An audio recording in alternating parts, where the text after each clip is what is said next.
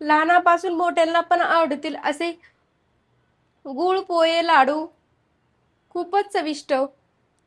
आणि चॅनलला नक्की सबस्क्राईब करायला विसरू नका. चॅनल हा नवीन कोरा आहे, लवकर सबस्क्राईब करायला विसरू नका. चला तर आज आपण बघणार आहोत पोहेचे लाडू कसे बनवायचे. त्यासाठी चला आता साहित्य बघू. त्यासाठी मी इथं 1 वाटी पोहे घेतलेले, जाड पोहे, कांदा पोहे. खिसून इथं गूळ घेतलेला आहे मी अर्धी वाटी. 2 चमच तीळ घेतलेले आहेत. अर्धी वाटी छोट्या वाटीने शेंगदाणे घेतलेले आहेत. सुकामेवा घेतलेला आहे थोडा आणि सुकं खोबरं खिसून घेतलेलं आहे. चला मग पटकन रेसिपी सुरू करू. त्याआधी जर चॅनलवर नवीन असाल तर चॅनलला नक्की सबस्क्राईब करायला विसरू नका. आता इथे गॅस लावून घेते. गॅसवर कढई ठेवून देते.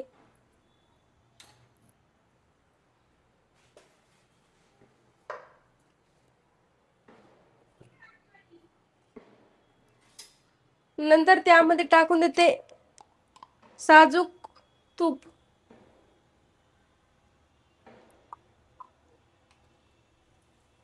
तूप टाकल्याच्या नंतर पोहे घेतलेले आहेत ते आपण यामध्ये पोहे टाकून देते.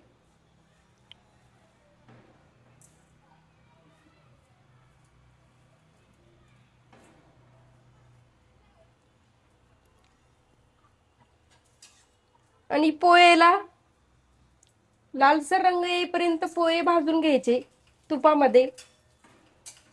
म्हणजे खुसखुशीत भाजून घ्यायचे.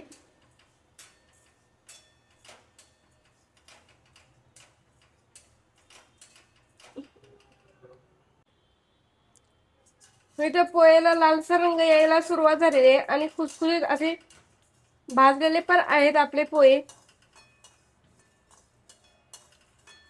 हे लाडू खायला खूपच चविष्ट लागतात आणि पौष्टिक हेल्दी पण. लहान मुलांना तर खूपच आवडतील. आणि 1 ते 1.5 महिना इथे पोहे काढून घेतलेले आहेत. आता याला थंड करून घेते आणि लगेच त्याच कढईमध्ये आणि साजूक तूप टाकून देते 1 चमच. नंतर टाकून देते शेंगदाणे. शेंगदाणे थोडे थोडे कच्चे राहिले की काढून घ्यायचे. नंतर टाकून द्यायचा थोडा सुका मेवा. किसून घेतलेलं सुकं खोबरं पण यामध्ये टाकून द्यायचं. आणि नंतर टाकून द्यायचे पांढरे तीळ.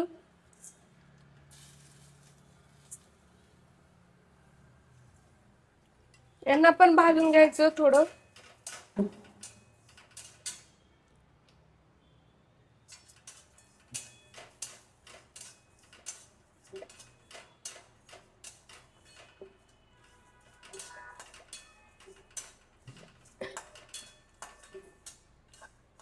हे सुकामेवा पण भाजलेला आहे सर्व.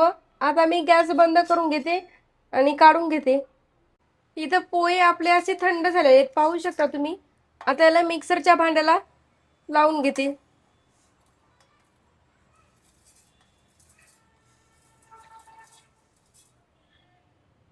आता याला मिक्सरला फिरवून घेते थोडं. हे पाहू शकता इथं असे बारीक करून घेतलेले आहेत पोहे. हे पण आता फिरवून घेते मिक्सरला बारीक करून. हे पण आता फिरवून घेते मिक्सरला बारीक करून. सुकामेवा हा जास्त बारीक करायची आवश्यकता नाही. पाहू शकता मी अशा पद्धतीने बारीक केलेला आहे.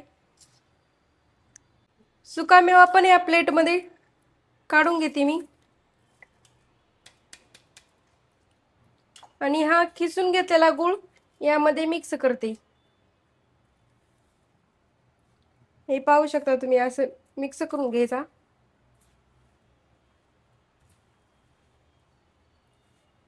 तुम्हाला किती पट गोड हवं असतं त्याप्रमाणे तुम्ही गूळ ऍड करू शकता.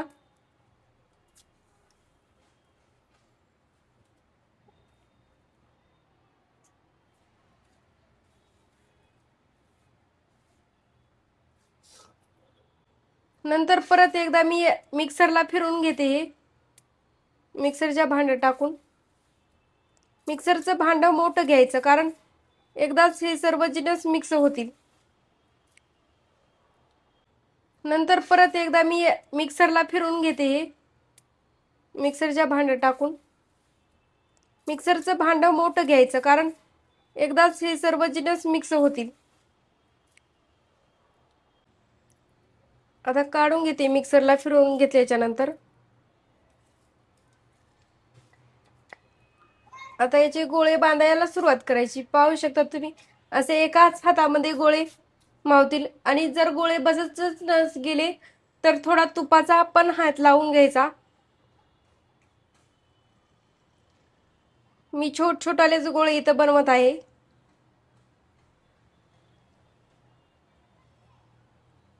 वा, काय मस्त आपल्या गोळ बसत आहेत ना, हे पाहू शकता तुम्ही. आता सर्व गोळे पण मी इथं बनवून घेते.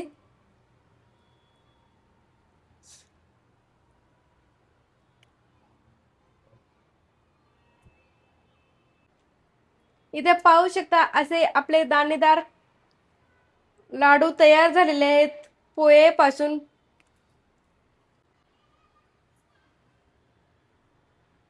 नक्की ही रेसिपी तुम्ही पण करून पहा, खूपच चविष्ट लागतात. एकदा जर केले तर तुम्ही परत परत करून बनवून खाल. आणि चॅनलला नक्की सबस्क्राईब करायला विसरू नका. चॅनल नवीनच आहे. कशी वाटली मग रेसिपी कमेंट बॉक्समध्ये नक्की सांगा. व्हिडिओ आवडला असेल तर लाईक करा, कमेंट करा आणि चॅनलला सबस्क्राईब केलं तर नक्की करा. व्हिडिओ पाहिल्याबद्दल धन्यवाद. भेटू अशा साध्या सोप्या रेसिपीसोबत. तोपर्यंत मजेत राहा, खुश राहा आणि आनंदात राहा आणि एक महत्त्वाची गोष्ट खात राहा.